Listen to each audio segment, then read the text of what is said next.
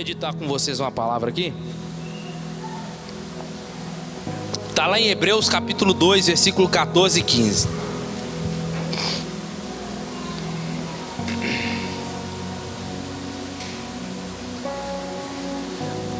Okay.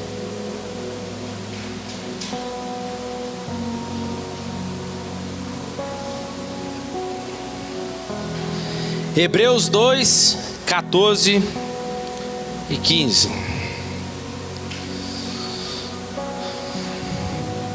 Quem encontrou de célula?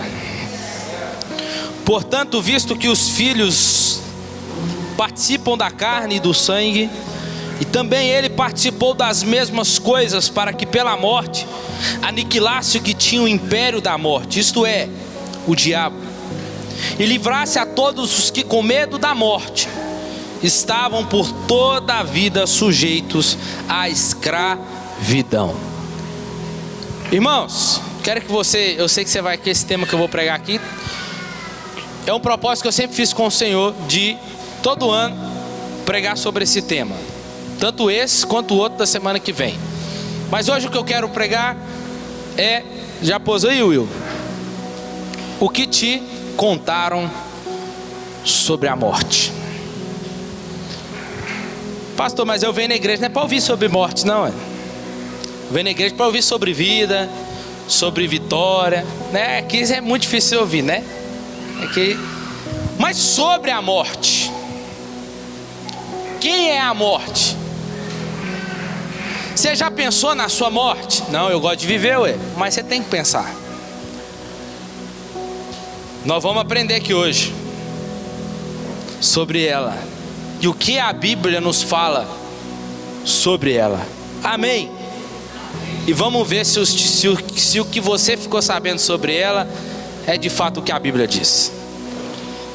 Essa carta aos Hebreus foi uma carta escrita aos judeus que haviam recebido a mensagem do Evangelho.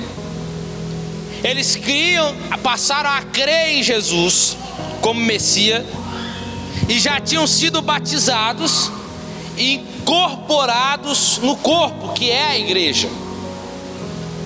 Só que eles começaram a ser perseguidos por parte dos judeus que não tinham sido convertidos, aqueles que ainda não creram na pessoa de Jesus como Messias, o Salvador. Muitos então foram expulsos da sinagoga, pois era o padrão que acontecia quando alguém se convertia a Cristo naquela época, era expulso e poderia chegar até a morte. E com isso eles tinham seus bens furtados, eram ameaçados de morte pelo Sinédrio, que era a autoridade maior sobre os judeus.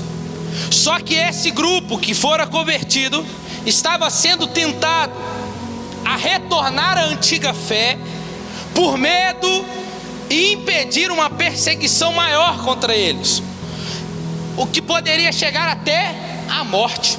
Fazendo isso evitaria, era como se hoje acontecesse hoje aqui, diga, fiquei sabendo, você pastor está pregando sobre isso, isso, e houve uma denúncia, e se de fato você estiver pregando isso, nós vamos levar você preso e você pode até ser morto, não só você, mas como a sua família. É mais ou menos o que está acontecendo naquela época ali. Eles creram, passaram a crer em Jesus, deixaram a sua fé judaica de lado para crer na pessoa de Jesus, o Salvador. E aí começaram a vir as pressões, dizendo que eles poderiam até chegar à morte se eles não negassem a fé. E aí foi o que nós acabamos de dizer. Com ameaças de morte, eles começaram a pensar: então eu vou negar, ué. Eu vou falar que eu não estou pregando, eu vou falar que eu não estou fazendo nada disso, porque eu quero me salvar e salvar também a minha família. Mas fazendo isso, esse é o intuito dessa carta. Por quê? Era para escrever aos judeus convertidos, que estavam querendo voltar às velhas práticas, e talvez até evitar o pecado da apostasia, que é o abandono da fé. E uma das coisas que eles começam a mostrar aqui nessa carta é a superioridade de Cristo, que não precisava eles temerem a morte, que eles não precisavam se preocupar, porque agora com quem eles estão servindo, a quem eles estão crendo, não tem para que ter pavor da morte, porque a fé deles agora estavam bem alicerçadas. E aí este livro, essa carta que nós estamos aqui lendo, vai falar sobre o sacerdócio de Cristo, que foi o que Cristo fez, se entregando como propiciatório, ou melhor, como sendo substituto de todos daqueles que iriam crer. No lugar deles, ele passou, ele foi morto, ele morreu no lugar de todos aqueles, então não precisava eles temerem a morte. E aí a carta nos ensina que através da sua ressurreição, Jesus tornou o sumo sacerdote para sempre, foi exaltado à direita de Deus, onde ele intercede por nós. E assim como fazia o sacerdote pelos seus diante da presença de Deus, fazendo isso, Deus então coloca debaixo dos pés de Jesus, a qual agora ele domina sobre tudo e sobre todos. E nessa passagem que nós lemos, explica a razão pela qual Cristo se tornou então homem, a qual Cristo, por que ele se tornou como um de nós. Através da sua morte obteve a vitória sobre aquele que tinha o poder sobre a morte, no caso, o diabo, e como ele nos libertou. E é sobre essa morte. Que morte é esta? Será que essa morte é bem-vinda? Será que essa morte que Jesus morreu é a mesma que eu vou ter que passar? Será que eu vou precisar passar por ela? A maioria das vezes, talvez você está aqui nessa noite, não pensa na morte. Por quê? Porque você gosta de viver, amém? Porque muitas das vezes a nossa forma de viver vai distanciar em querer pensar nisso, nem sequer pensamos nisso. Como a maioria de nós iríamos preferir pensar, ou melhor, não pensar, ou falar sobre morte. Mas ignorá-la também não a impede de acontecer. A probabilidade de uma pessoa morrer ainda, mesmo ela não pensando ou falando, é de 100%. A medicina, ela pode prolongar alguns dias, mas ninguém vai viver para sempre. Nós não gostamos de falar, gostamos de viver. Temos planos, temos projetos, sonhos para realizar em nossa vida. E quando nós ouvimos falar de morte, na maioria das vezes é sempre de pessoas que estão, muitas das vezes, distante de nós. Ó, você ficou sabendo de fulano? Então, foi embora, morreu. Ô rapaz, que isso, estava com ele semana passada, deu um oi, cumprimentei ele, como assim, já foi? É, para morrer basta, é o ditado. A pandemia que veio aí, que se instaurou no ano de 2020, entramos no ano de 2020 cheio de planos e projetos. O que a pandemia fez? Bagunçou tudo. Nós entramos no ano de 2022 e já estamos indo embora dele já, cheio de planos, projetos para nós. Mas quantas pessoas fizeram isso, mas foram impedidos por essa dona morte? Às vezes nós pensamos, nós tínhamos que pensar, porque a probabilidade e a iminência que nós estávamos de sermos infectados e sofrermos a morte através da pandemia ali, dessa doença, e com isso teríamos a destruição de sonhos, de ideias, de sonhos e de projetos e planos. Talvez muitos entraram esse ano dizendo: esse vai ser o meu ano, esse vai ser o ano, vou fazer isso, vou fazer aquilo, mas esqueceram que a vida não está no poder dele, e foram interrompidos pela morte. Isso tudo, irmãos, tem feito pessoas, ou tinha que pelo menos fazer, refletir sobre a brevidade de vida. Se tem uma das coisas que depois que passei a pastorear, o lugar que eu mais fui foi cemitério. Porque quando não é alguém da igreja que faleceu, é alguém da família que faleceu. E não é fácil. Se você quer estar perto da morte, é você estar num lugar desse. E aí a pergunta é: e depois da morte? O que vai ocorrer comigo? Vou sofrer para morrer? Receberei castigo? Será que morrer dói? Será que eu estou pronto para a morte? Será que eu tenho medo da morte? A morte, irmão, será que ela será de fato a última frase no livro da nossa vida? Ou existe algo além da morte? Uma coisa eu e você precisamos entender: que a morte não é nossa amiga. Quando nós criamos coragem para falar sobre, geralmente muitos de nós romantizamos ela. Falamos às vezes vagamente dizendo sobre se livrar da dor. Nós dizemos: foi para um lugar melhor. Ou dizemos: descansou. Olha lá, está dormindo. Olha lá, passou dessa para melhor. Você não sabe. Partiu. Essas coisas parecem aliviar na hora. Essas palavras podem até tentar amenizar, mas você pode até me dizer: pastor, eu odeio a morte. Eu não gosto nem de falar dela. Só não vou sair daqui porque eu sei que está falando. Mas escuta, sabe por que a gente odeia a morte?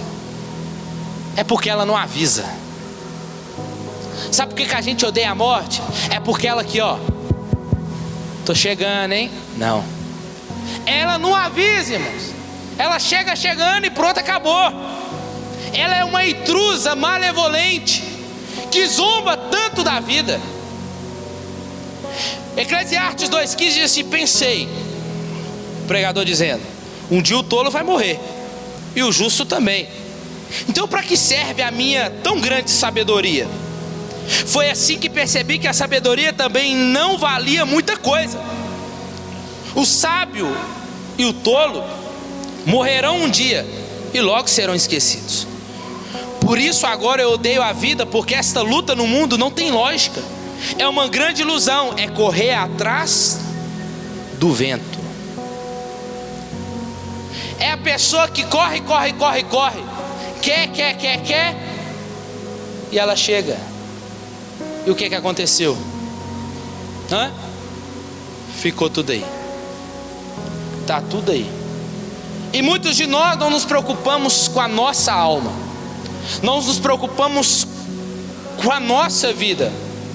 Nós preocupamos em ter as coisas que a vida pode nos oferecer, mas nós não nos preocupamos em desfrutar dessa vida em si que Deus colocou aqui para nós vivermos. A morte se levanta para testemunhar que a vida é algo absurdo, e que Deus, se Ele existe, ou é indiferente para a morte, ou Ele é impotente. Por quê? Porque Paulo vai chamar ela de quê? De inimiga. A morte não é nossa amiga. A Bíblia nunca retrata a morte como a nossa amiguinha. A morte é chamada de o último inimigo. A morte é perda final. Ela parece algo errado e não natural, porque de fato ela é. Deus nos criou, irmãos, para vivermos para sempre. A morte não é o que Deus planejou para o seu mundo. A verdade, irmãos, é que se Deus não existisse, a morte em si não seria tão ruim. Seria como dormir e perder a consciência, e para nunca mais despertar, e para sempre deixar de existir. Mas sabe qual que tem aqui o porém? O problema, entre aspas, é que Deus existe. E lá no fundo, até quem não quer saber, sabe que Deus existe. E esse Deus santo, justo, Ele nos conhece e condena o pecado, e é um ajuste de contas com Ele no final.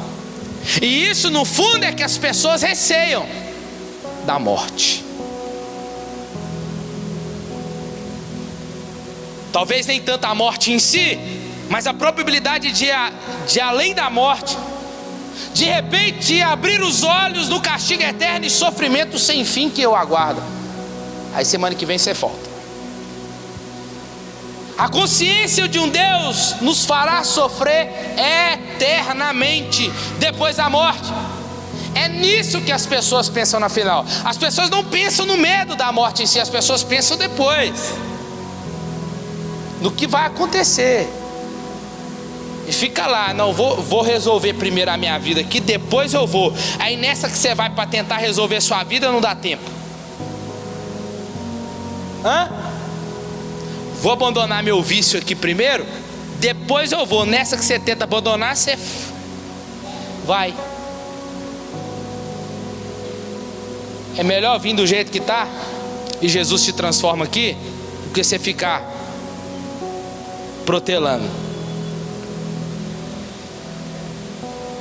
A morte é uma realidade, irmãos, inegável.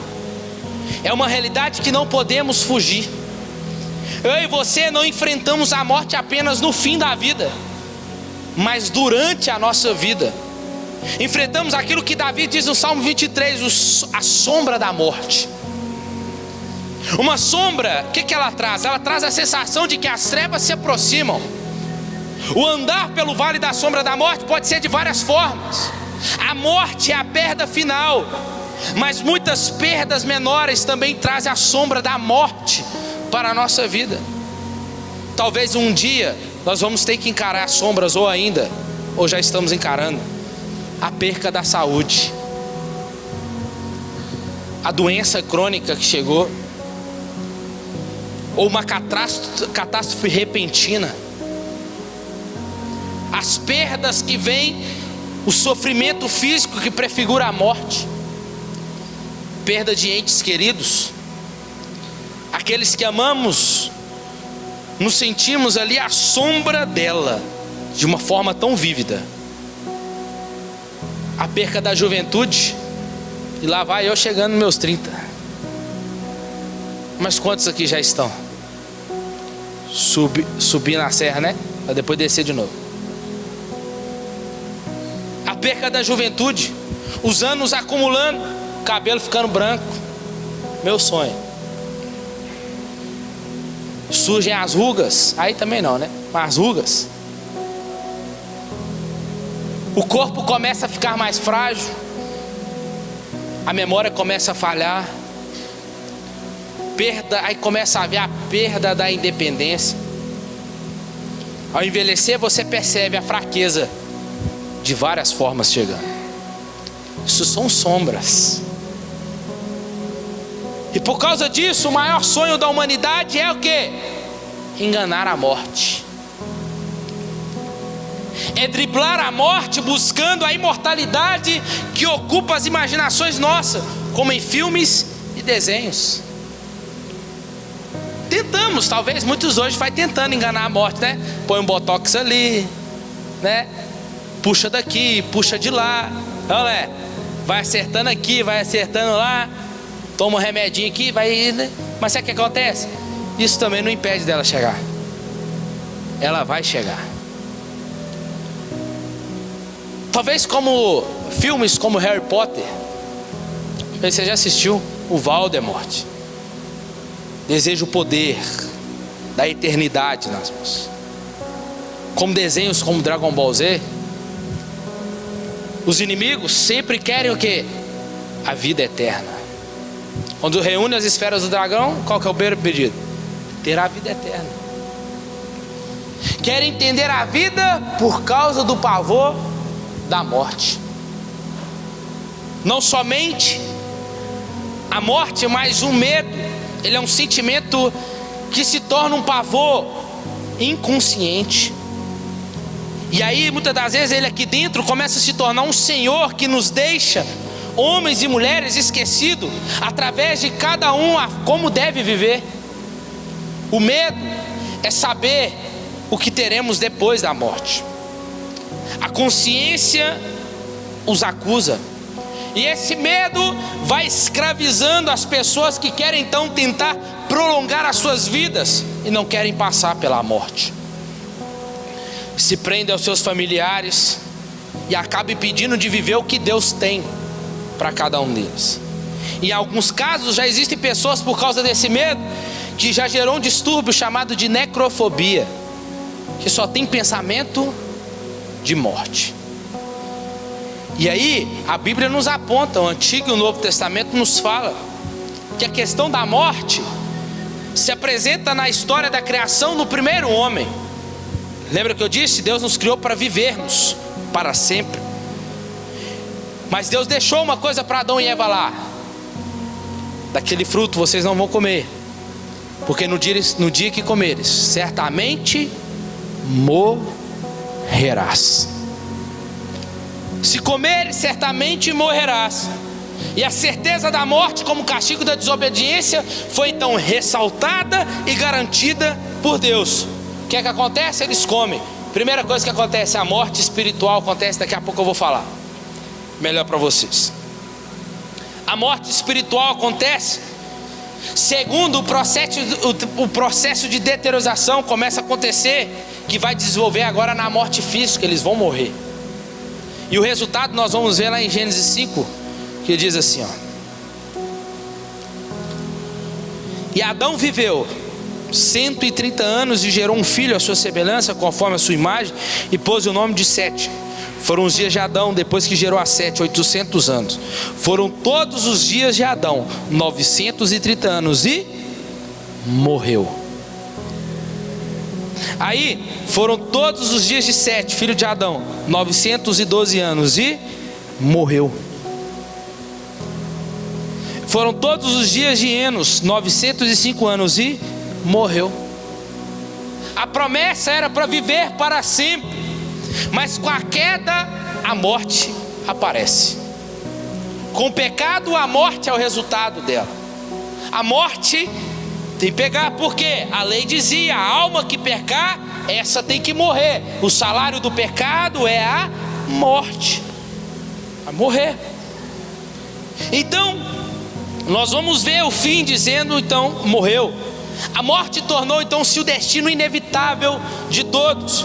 E no Antigo Testamento, você e eu, quando nós encontramos a palavra Sheol, significa no hebraico morte e sepultura.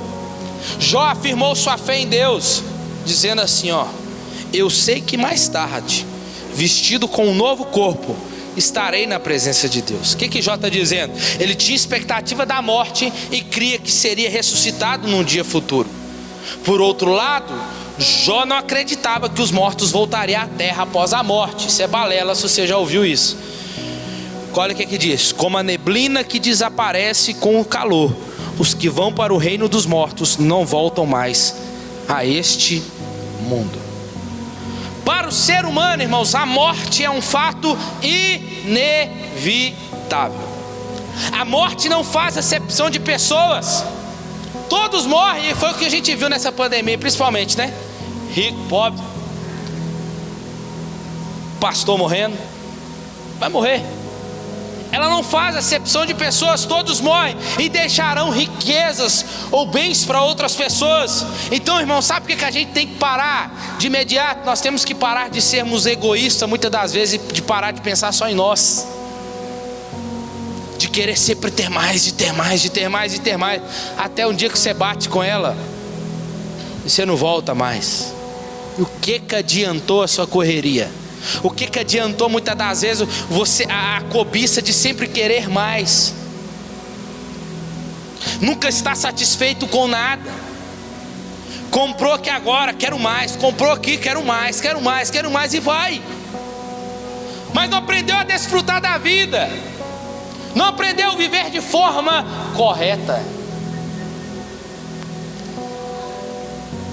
Os ímpios são postos na sepultura.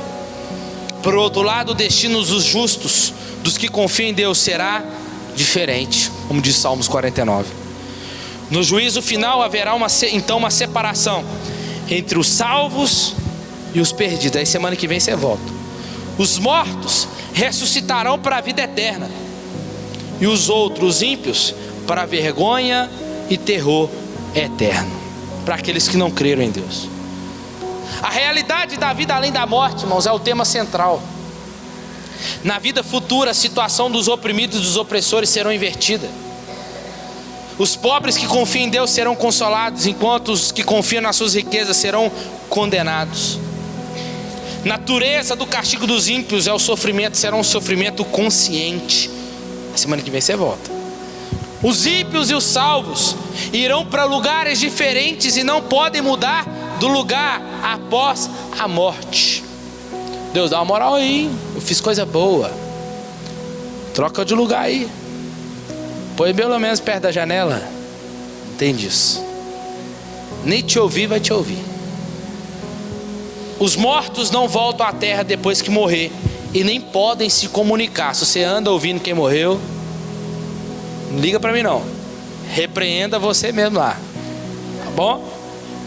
Esse negócio, morreu alguém, a gente fica sonhando, a gente morre. Não pode, mano, não é bom isso não. Você repreende, Deus, tira isso dentro da cabeça. Vê vulto, viu vulto, essas coisas, não vir, passou ali, é demônio, irmão, repreende, vai embora, em nome de Jesus, sai, vai embora. Você mesmo pode fazer isso, precisa passar por isso não, você ora e manda embora. A morte, irmãos, será finalmente destruída de qualquer maneira. A situação da morte é irrevogável, irmãos. Ela será destruída de qualquer maneira, e o nosso entendimento é que a morte física não fazia parte do plano, da condição original que Deus nos criou. Pecamos, conforme diz a Bíblia. Romanos 5,12 diz: quando Adão pecou, o pecado entrou na raça humana inteira. O pecado dele espalhou a morte pelo mundo todo, de modo que todas as coisas começaram a envelhecer e morrer. Por quê? Porque em Adão todos pecaram. A morte é algo estranho, irmãos. É ou não é? É ou não é, irmãos? Ela é estranha. Lutamos contra a morte, pois sentimos que alguma coisa está errada quando se pensa no fim da vida. A morte no mundo humano não é um aspecto da boa criação de Deus, mas é um dos resultados da queda do homem no pecado. Todos pecaram, logo todos morreram.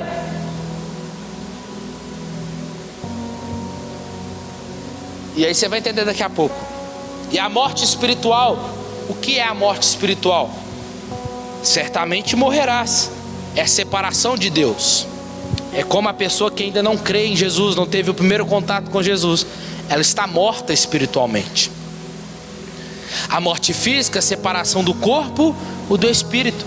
O corpo volta para onde ele veio, da onde? Do pó. E o espírito volta para aquele que o deu, esperando o dia do julgamento.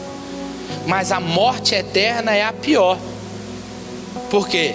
Porque para sempre longe de Deus essa pessoa estará. Que será para aqueles que creram no Evangelho, creram em Deus, a morte eterna não terá. Terá vida eterna para sempre ao lado de Jesus. Mas para aqueles que morreram sem Cristo, morte eterna, eternamente longe de Deus. Diga, quanto tempo é eternidade? Não sei. Porque na eternidade não tem tempo, não tem hora. É totalmente fora do nosso cronos. Lá é o kairos, o tempo de Deus. Não sei. Podemos então dizer que a regeneração, a cura para a morte espiritual e a ressurreição e cura para a morte física? Sim, há.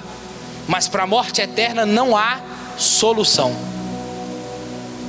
Então, se nós temos a oportunidade de ouvir e não crer, se Jesus vier e nós encontrarmos com a dona morte, e aí?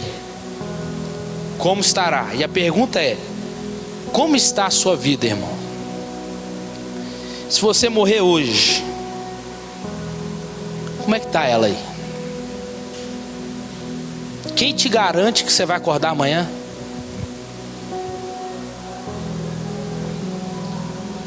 A sua boa alimentação? Os seus exames andando certinho?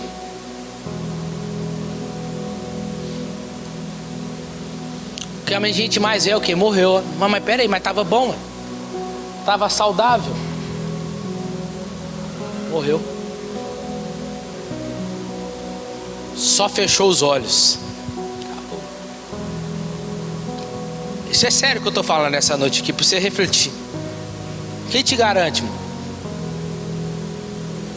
que você vai sair daqui que alguém pode acontecer de ter um ataque cardíaco, coração parar de bater, e se Deus parar de soprar as narinas no seu, sobrar o sopro nas suas narinas, se Deus falar assim,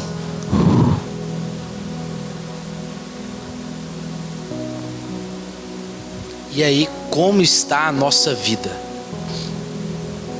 Porque a Bíblia diz que depois da morte não tem mais solução. Hebreus 9:27. E tal como está determinado que os homens morram só uma vez, e depois disso vem o julgamento. Depois disso é só o juízo, irmão. Depois disso nós teremos que comparecer diante do tribunal de Cristo, diante do juízo final, para receber o quê? A recompensa. E a Bíblia diz que uns vão ressuscitar para vida eterna e outros para o horror eterno.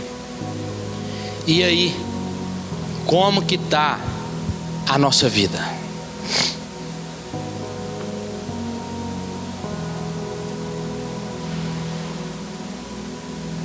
Por que o crente tem que morrer?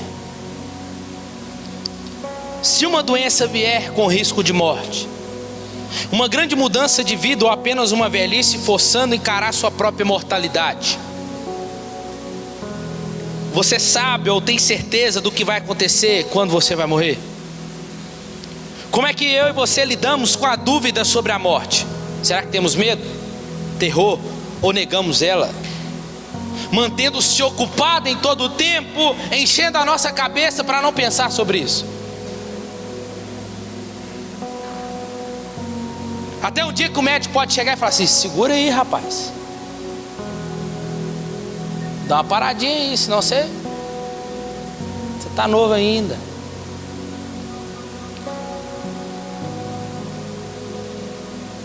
Nós vamos passar por ela. Mas por que eu digo, mas por que a gente serve ao Senhor, né? A gente já tem promessa da vida eterna. Por que a gente não, quando Deus vê que o nosso reloginho está chegando lá, a ampulheta lá, aquele reloginho, né, da areia vai descendo, ó, que Deus está vendo o último grãozinho descer, Ele nos recolhe. Por que a gente tem que passar pela morte? Por que a gente tem que morrer, fazer os outros chorar? Por que a gente não ascende aos céus quando acabasse o nosso tempo aqui? Por que devo passar pelo processo da morte? Uma coisa você tem que saber, irmão, que a morte não é mais pagamento pelos nossos pecados.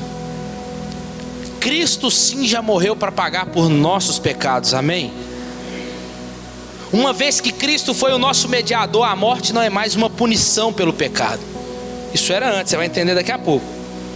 A morte trata o fim ao pecado.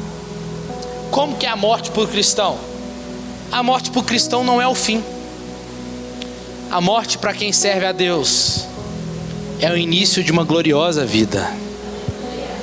É uma fonte de bênção. E todo julgamento, irmãos, e nossa culpa pelo pecado original e individual foram removidos de modo que a morte espiritual e eterna já estão canceladas. Mas apesar disso ainda precisamos passar pela morte física, simplesmente porque ela passou a ser uma das condições da nossa existência. Assim como a morte faz parte da nossa vida, assim como o nascimento, o crescimento e o sofrimento fazem parte da nossa vida, que em última análise também trata na origem do pecado. A Bíblia não nega a morte física, ela é fato, mas ela também nos mostra que tem significados diferentes para o crente e para o descrente. Amém? Eu entendi tudo. Deu para entender sobre a morte, que dá para parar? Quase, espera aí. Mas e o texto que você leu, Edgar? Você pensou que eu não ia falar, né? Queria que você entendesse sobre a morte. Nesse texto que nós lemos, versículo 14, e agora nós vamos ler de novo. Portanto, visto que os filhos participam da carne e do sangue, também ele participou das mesmas coisas, para que pela morte aniquilasse o que tinha o império da morte, isto é, o diabo.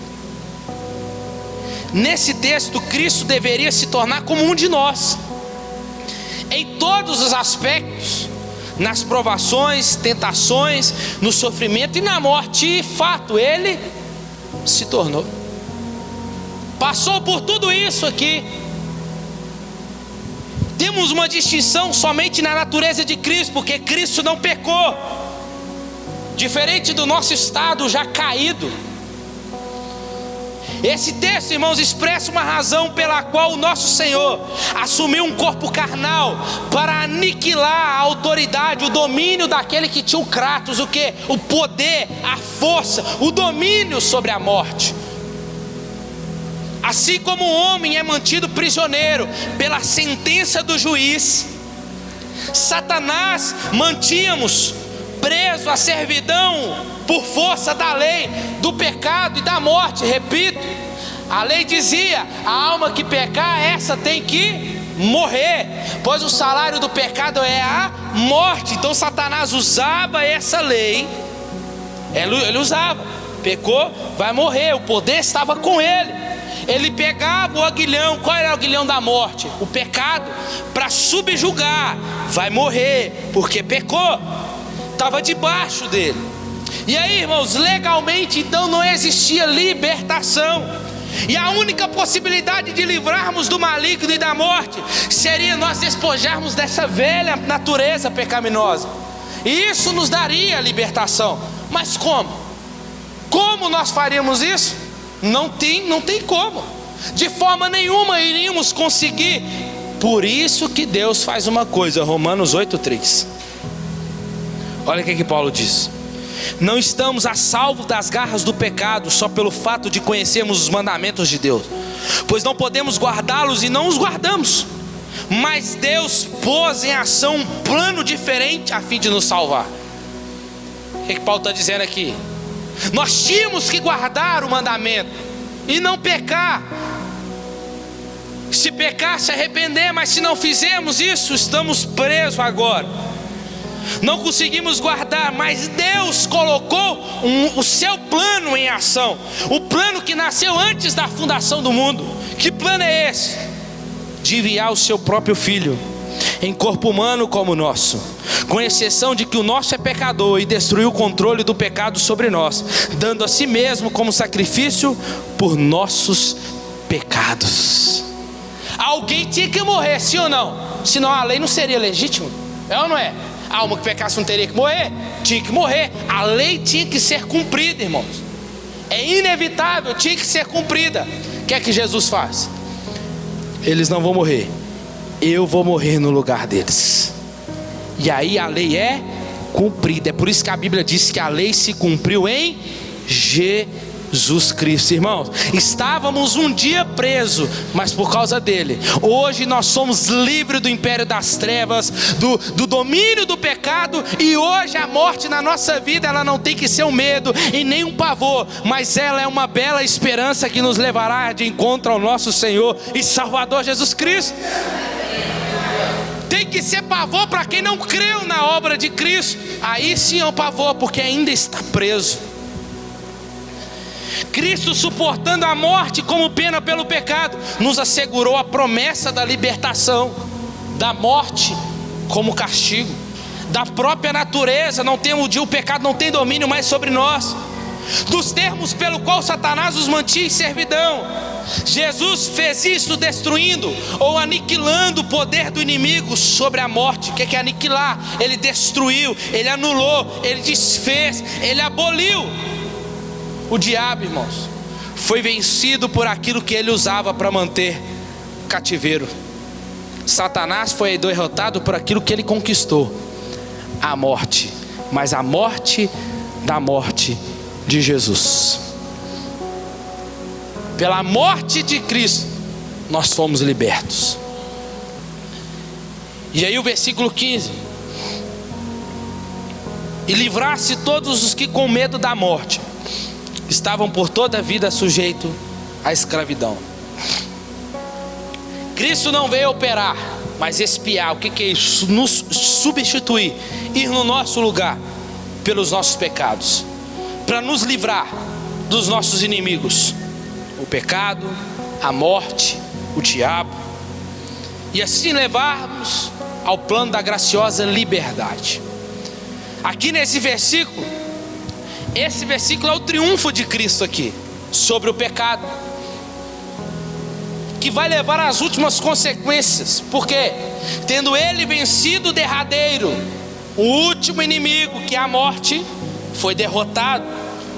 Nós não lemos aqui que Cristo derrotou a morte, melhor dizendo, destruiu a morte, mas venceu ela. Como? Na ressurreição. Se Cristo não houvesse ressuscitado, aí a nossa fé seria vã, como diz Paulo. Mas porque Cristo ressuscitou, a nossa fé ela é viva. Com isso ele modificou de tal modo a nossa posição para com a morte, que agora nós não servimos mais à morte. Ela ainda é o nosso inimigo, o último inimigo vencido, mas é inimigo. A morte ainda está entre nós. Podemos dizer que quanto à vida, quanto à morte nos pertence, irmãos, ainda. E só que para nós aguardamos com confiança aquela pátria que está nos céus. Apocalipse 21:4 diz assim, que lá, esse lugar, não haverá lágrimas, não haverá tristeza, nem choro e nem dor. Mas uma coisa que fala aqui também, que não haverá mais morte. Por que a morte não é o meu e o seu fim? Para quem serve a Cristo, a morte, irmãos, para nós é uma carruagem que vai nos levar mais rápido até ao encontro do Senhor Jesus. É por isso que Paulo vai dizer que para mim o viver é Cristo, mas se vier a morte é lucro. Porque enquanto eu estou em vida, eu vivo para Cristo, a minha vida está rendida a Ele. Ele mesmo disse em Gálatas 2, que já estou crucificado com Cristo, já não vivo mais eu. Quem está dizendo? Não vivo mais as minhas vontades, os meus desejos, mas eu vivo a vida de Cristo em mim. É por isso que ele vai dizer, enquanto eu estou em vida eu vivo para Ele, mas se eu morrer, estarei mais perto dEle. Uma coisa é certa, irmãos, porque Deus ressuscitou a Jesus da morte, nós podemos ter a certeza de que todos que estão em Cristo pela fé, todos que morreram em Cristo pela fé, ressuscitarão como Ele ressuscitou. Ele é o primeiro fruto, e nós que somos dele, somos o restante da colheita. Olha o que Paulo diz em 1 Coríntios 15. Mas o fato é que Cristo realmente ressuscitou dentre os mortos e tornou-se o primeiro entre milhões que algum dia voltarão novamente à vida. A morte veio ao mundo por causa do que o homem, Adão, fez. A morte veio pelo que Adão fez. E é devido àquilo que este outro homem, Cristo, fez, que agora exista a ressurreição dos mortos. Todo mundo morre, porque todos nós somos parentes de Adão, nós nascemos em Adão, membros da sua raça pecadora. A criança que está nascendo agora no hospital já nasce pecadora, tem que se arrepender o dia dos seus pecados.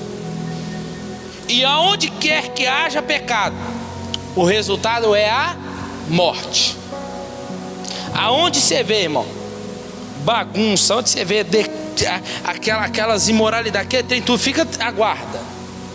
É só você ver jornal.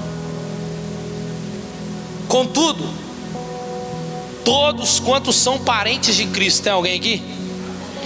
Nós somos filhos no Filho, novamente ressuscitarão, cada um entretanto por sua vez. Cristo levantou-se primeiro, mas quando Ele voltar, todo o seu povo viverá de novo. Paulo vai dizer em Tessalonicenses capítulo 4, gosto desse texto, 1 Tessalonicenses capítulo 4, ele diz assim, ó: não quero, porém, irmãos, que sejais ignorantes acerca dos que já dormem. Então, os que morreram em Cristo estão dormindo, para que não vos entristeçais como os demais. que não têm esperança. Cremos que Jesus ressuscitou e também cremos que aos que dormem em Jesus, Deus o tornará a trazer com Ele. Dizemos isto pela palavra do Senhor, que nós, os que ficarmos vivos, no dia de Paulo, né? Só que ele morreu também. Na época dele, está falando naquele tempo. Nós que ficarmos vivos, só que ele morreu também. Eu estou falando aqui hoje, nós estamos vivos. Se vier hoje, nós só é vivo. Senão, a morte nos espera. E aí? Seremos arrebatados para a vinda do Senhor. Nós procederemos, os que dormem. Pois o mesmo Senhor descerá do céu com grande voz, a voz do arcanjo, ao som da trombeta de Deus. Os que morreram em Cristo ressuscitarão primeiro. É promessa. Depois nós, os que ficarmos vivos, serão arrebatados juntamente com Ele nas nuvens para o encontro do Senhor nos ares, e assim estaremos para sempre com o Senhor. A morte, irmãos, levará imediatamente o cristão para a presença do Senhor, de onde irmos esperar com Ele pelo grande dia da ressurreição. Estarão dormindo. Os que morrem em Cristo estão dormindo. É como se fechou o olho aqui. Não tem um dia de acordar para nós, mas vão acordar ao som da trombeta, ao som da voz. Quando Deus disser, desperta. Quando Jesus chegou diante do túmulo de Lázaro, o que ele falou para as mulheres? Calma, gente, calma, alvoroço aí, calma. Ele está dormindo. O que ele fala para a menina que ele vai ressuscitar a filha de Jairo? Ela está dormindo. Porque os que morrem em Cristo, irmãos, dormem no Senhor. E quem vai despertar? Ele. Meu avô gostava de dormir. Está dormindo. Quando Jesus acordar, vai lá, talvez vai dar aquela espreguiçada, agora ele dava. Só que quando ele abrir os olhos, ele vai contemplar onde ele está. Que essa deve ser a nossa esperança, irmãos. No momento em que fecharmos os olhos aqui, no dia que nós abrimos, que seja para contemplar a presença de Deus. Irmãos, isso não é conto de carochinha. Ou você crê, ou você crê.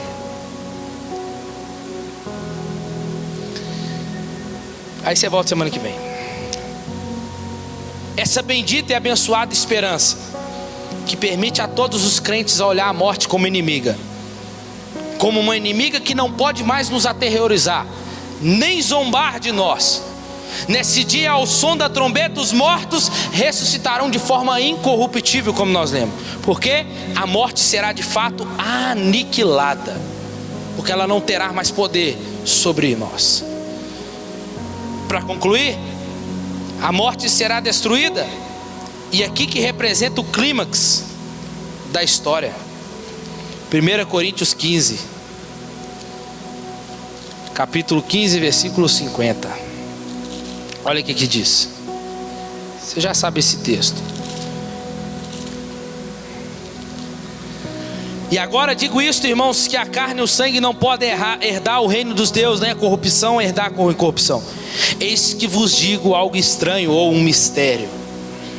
Na verdade, nem todos dormiremos, mas todos seremos transformados, no momento e no abrir e fechar dos olhos, ao soar a última trombeta.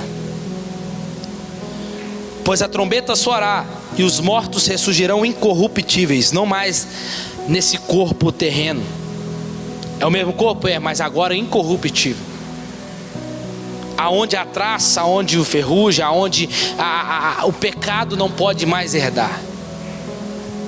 Esses serão transformados, pois convém que isto que é corruptível se revista da incorruptibilidade, e isso que é mortal se revista da imortalidade. E quando isto que é corruptível se revestir da incorruptibilidade, e isto que é mortal se revestir da imortalidade, então se cumprirá o que está escrito na palavra: tragada foi a morte na vitória. E aí a pergunta Paulo faz: aonde está, ó morte, e o teu aguilhão? E ele mesmo fala: onde está, ó morte, a tua vitória? O aguilhão da morte é o pecado que ele usava para nos subjugar. Mas é agora. Mas graças a Deus por nosso Senhor Jesus Cristo, que nos dá a vitória. Tragada foi a morte, irmãos, pela vitória aonde? Na cruz e na ressurreição. E a ideia da vitória aqui é características de Deus. E tem mais, podemos participar dela agora aqui, começar a desfrutar de um início de uma vida aqui, onde vai concretizar lá com Ele. A nossa morte será uma entrada para a vida eterna. Entraremos nas riquezas plenas da vida eterna somente após termos passado através do vale da sombra e da morte.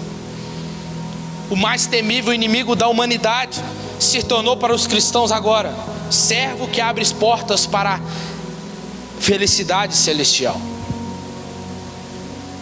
A morte para o cristão não é o fim, mas é o glorioso início da vida. Essa certa esperança, irmãos, é o que deve sustentar o nosso pesar sobre a morte.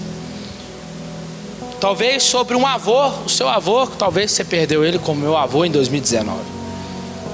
Talvez como a sua mãe, o seu pai, seu tio, sua tia, seja quem for que você perdeu.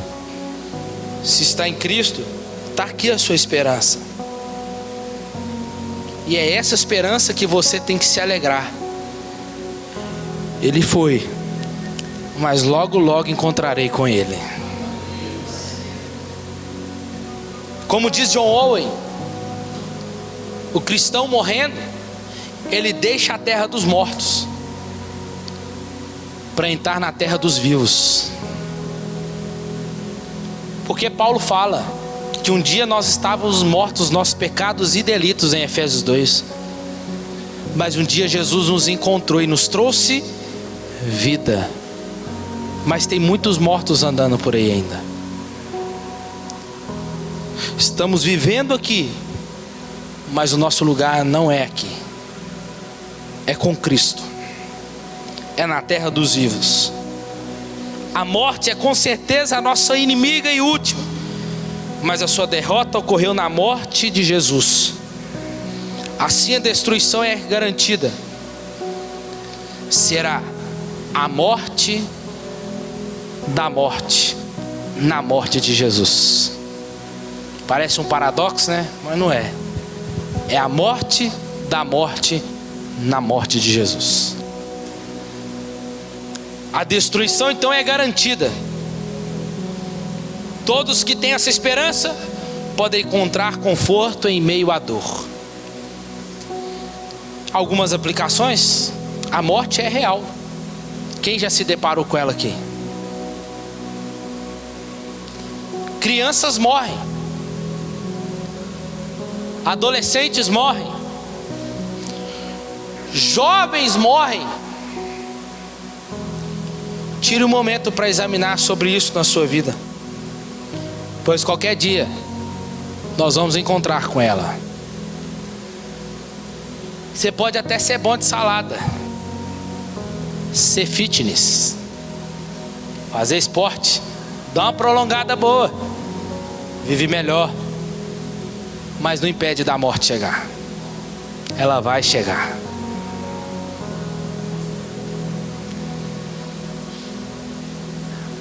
Eu estou aqui pregando hoje. Qual é a certeza que eu tenho? Como diz John Piper, qual a certeza que eu tenho que pode dar um aneurisma e eu cair? Qual a certeza que eu tenho que daqui a pouco pode ser um infarto? Não, pastor, você pode ser assim? Não, pode. Qual que é a certeza que eu tenho? Talvez morreria pregando, fazendo algo que eu goste. Vocês nunca mais iam voltar aqui.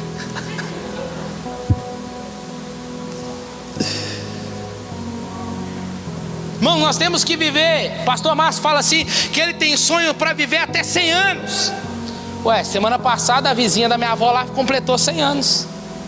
Ó, até pulando. Mas vai chegar, vai, a Rainha Elizabeth, todo mundo pensou que ela não ia? Foi. Até ela, nós pensávamos que ela enganava a morte, mas não. Chegou o dia dela, irmão. Chegou. Pastor Márcio fala que ele tem sonho para viver 100 anos. Mas qual o dia que Deus deu para ele viver? Hoje. Como que a gente está vivendo o dia de hoje? Gastando tempo com coisa que não tem valor? Ou se preocupando mais com quem tem valor? Amando mais, entregando flores em vida, abraçando mais, dizendo que ama mais. Porque depois que morre, não adianta ficar lá no cachorro. Eu amava minha mãe demais. Eu amava. O pai morre, não foi lá visitar o pai nenhuma vez. Meu pai é um exemplo. Mas não foi, não amou, não abraçou, não beijou, não pediu perdão, não liberou perdão.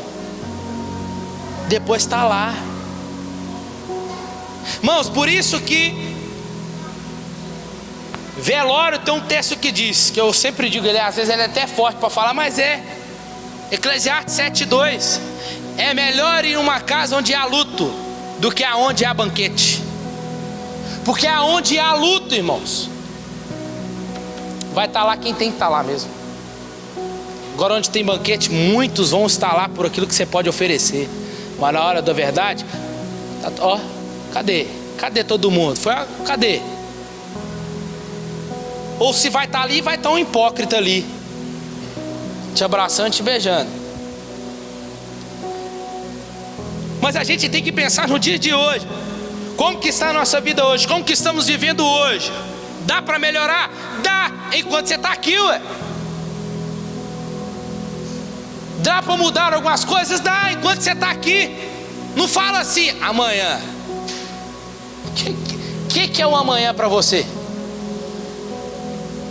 O amanhã não existe. O amanhã não existe. Para mim, para você, não.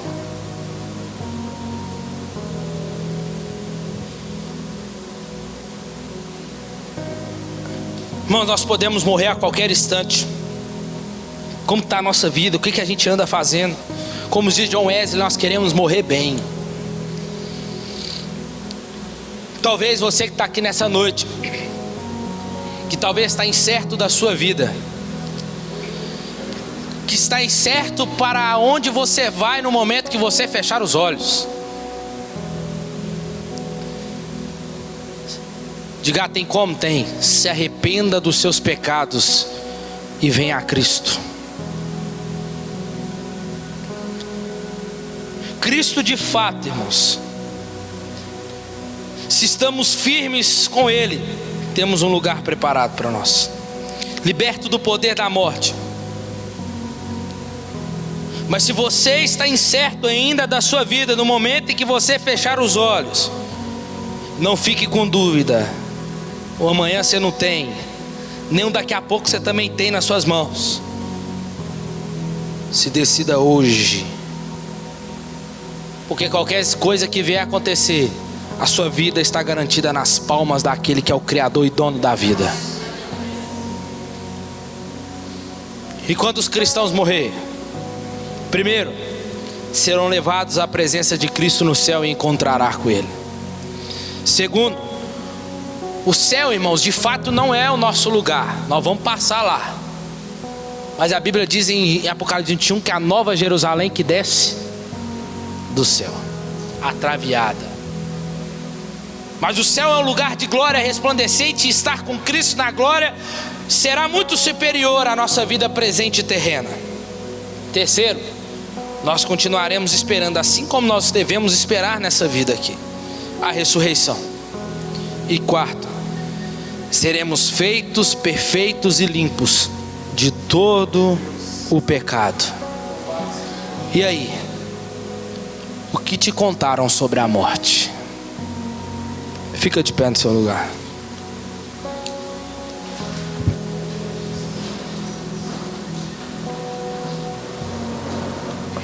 Coloque a mão no seu coração. Vou te dar aí 30 segundos